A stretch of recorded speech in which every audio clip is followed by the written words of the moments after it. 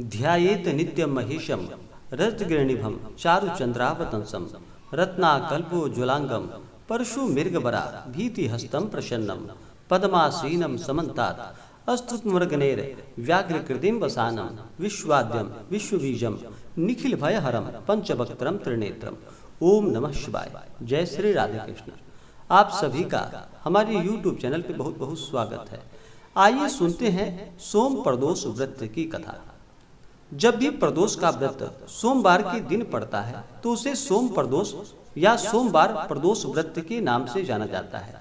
प्रदोष व्रत के दिन भर उपवास रहते हुए भगवान शिव का विशेष प्रकार से प्रदोष काल के समय में पूजन किया जाता है।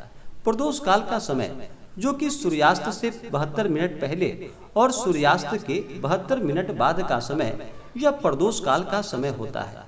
इस दौरान भगवान का पूरे विधि विधान के साथ पूजन किया जाता है।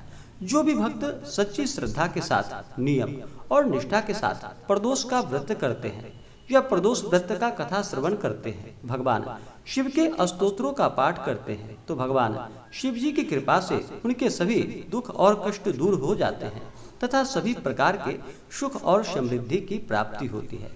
प्रदोष व्रत के दिन भगवान शिव, माता पार्वती और जहाँ पर भगवान शिव का पूजन किया जाता है वहाँ पे साथ में शिव परिवार का भी पूजन करना चाहिए। यह बड़ा ही पुण्य फलदायक होता है। तो आइए सुनते हैं सोम प्रदोष व्रत की कथा। अगर आप प्रदोष व्रत कथा के लिए ब्राह्मण दक्षिणा, अन्नदान, वस्त्रदान आदि के लिए देना चाहते हो तो आप अपनी श्रद्धा और सामर्थ्य के अनुसार हमें डिस्क्रिप्शन में जाकर के वहां से गूगल पे, फोन पे या अकाउंट नंबर के माध्यम से आप अपने श्रद्धा और सामर्थ्य के अनुसार हमें ब्राह्मण दक्षिणा प्रदान कर सकते हैं। तो आइए सुनते हैं सोम प्रदोष व्रत की कथा। तो बोलिए प्रेम से भगवान भोलेनाथ की जय, माता पार्वती की जय। एक समय की बात है कि शौनक आदि ऋषियों के कहने पर सूत जी कहने लगे कि हे ऋषिवरों, अब मैं आपको सोम प्रदोष त्रयोदशी व्रत का महात्म्य वर्णन करता हूँ। इस व्रत को करने से शिव पार्वती प्रसन्न होते हैं। प्रातः स्नान आदि कर शुद्ध पवित्र हो शिव पार्वती का ध्यान करके पूजन करे और अर्घ्य दे।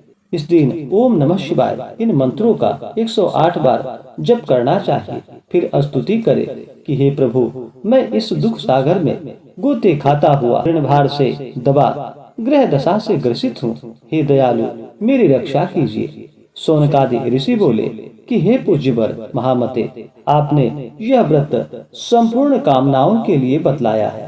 अब आप कृपा कर यह बताने का कष्ट करें कि यह व्रत किसने किया था और क्या फल प्राप्त हुआ। इस प्रकार सूत जी कहने लगे कि एक नगर में एक ब्राह्मणी रहती थी। उसके पति का स्वर्गवास हो गया था। वह भरण पोषण का कोई आधार उसके पास नहीं था, इसलिए वह सुबह होते ही अपने पुत्र के साथ भिक्षा मांगने के लिए निकल जाती थी और जो भिक्षा में प्राप्त होता उसी से अपना और अपने पुत्र का पेट भरती थी। एक दिन ब्राह्मणी भीख मांगकर लौट रही थी तो उसे एक लड़का मिला। उसकी दशा बहुत खराब थी। ब्राह्मणी को उस पर दया आ गई। वह उसे अपने साथ घर लेकर आई। वह लड़का विदर्भ देश का राजकुमार था। पड़ोसी राजा ने उसके पिता पर आक्रमण कर उसके राज्य पर कब्जा कर लिया था, इसलिए वह मारा मारा फिर रहा था। ब्राह्मणी के आश्रम में वह ब्राह्मण कुमार की तरह रहने लगा। एक दिन ब्राह्मण कुमार और राजकुमार खेल रहे थे और फिर उन्हें खेलते हुए गंधर्व कन्याओं ने देख लिया। वे राजकुमार पर मोहित हो गई। ब्राह्मण कुमार तो घर लौट आया, लेकिन राजकुमार अंशुमती नामक गंधर्व कन्या से बात करता रहा। दूसरे दिन अंशुमती अपने माता पिता को राजकुमार से मिलवाने के लिए ले आई। उसको राजकुमार पसंद आया। कुछ ही दिनों बाद अंशुमती के माता पिता को शंकर भगवान ने स्वप्न में आदेश दिया कि वे अपनी कन्या का विवाह राजकुमार से कर दे। फलतः उन्होंने अंशुमती का विवाह राजकुमार से करा दिया। ब्राह्मणी को ऋषियों ने आज्ञा दे रखी थी कि वह सदा प्रदोष व्रत करती रहे। उसके व्रत के प्रभाव और गंधर्व राज की सेनाओं की सहायता से राजकुमार ने विदर्भ से शत्रुओं को मार भगाया और अपने पिता के राज्य को पुनः प्राप्त कर लिया और आनंद पूर्वक रहने लगा। राजकुमार ने ब्राह्मण को अपना प्रधानमंत्री बनाया। राजकुमार और ब्राह्मण कुमार के जैसे ब्राह्मणी के प्रदोष व्रत की कृपा से दिन फिरे भगवान शंकर, भगवान भोलेनाथ वैसे ही अपने दूसरे भक्तों के दिन फेरते रहे। तभी से प्रदोष व्रत का संसार में बड़ा महत्व है। जो भी सच्ची श्रद्धा के साथ प्रदोष के व्रत को करते हैं, इस दिन भगवान शिव माता पार्वती का पूजन करते हैं, तो भगवान शिव की कृपा से उनके सभी मनोरथ पूर्ण होते हैं। तो बोलिए प्रेम से भगवान भोलेनाथ की जय, माता पार्वती की जय। प्रदोष का व्रत जब भी त्रयोदशी तिथि के दिन प्रदोष काल का समय प्राप्त होता है, उस दिन इस व्रत को किया जाता है। प्रदोष व्रत जो भी जातक करते हैं, उन्हें चाहिए कि त्रयोदशी तिथि के दिन सुबह ब्रह्म मुहूर्त में उठ करके नित्य क्रियाओं से निवृत्त हो करके गंगा नदी में स्नान करना चाहिए। अगर वहां पे स्नान ना कर पाए तो घर के नहाने के पानी में ही थोड़ा सा गंगा जल मिलाकर स्नान करना चाहिए। शुद्ध वस्त्र धारण करके उसके बाद व्रत का संकल्प लेना चाहिए और इस दिन भगवान शिव माता पार्वती का सुबह और शाम के वक्त पूजन करना चाहिए।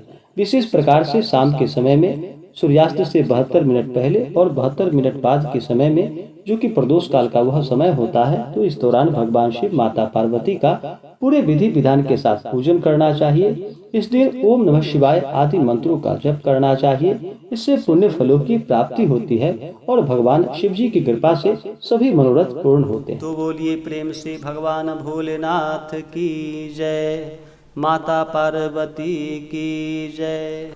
इसी प्रकार से जो भी भक्त, जो भी जातक सच्ची श्रद्धा के साथ, नियम और निष्ठा के साथ, विश्वास के साथ भगवान शिव जी का पूजन करते हैं, तो व्यक्ति के सभी प्रकार के पाप नष्ट हो जाते हैं, सभी प्रकार के दुख और कष्ट दूर हो जाते हैं तथा भगवान शिव जी की कृपा से उनके सभी प्रकार के मनोरथ पूर्ण होते हैं। तो आशा करता हूँ यह जानकारी आपको अच्छा लगा हो। ऐसे ही ज्ञानवर्धक जानकारियाँ प्राप्त करने के लिए हमारे इस चैनल पे अगर आप नए हैं तो चैनल को लाल बटन दबा करके सब्सक्राइब करें, साथ में बेल आइकन घंटी दबाएं ताकि मेरी वीडियो का नोटिफिकेशन आपको समय से मिलता रहे। वीडियो को लाइक करें, शेयर करें, सुखी रहें और स्वस्थ रहें। जय श्री राधे कृष्ण। धन्यवाद।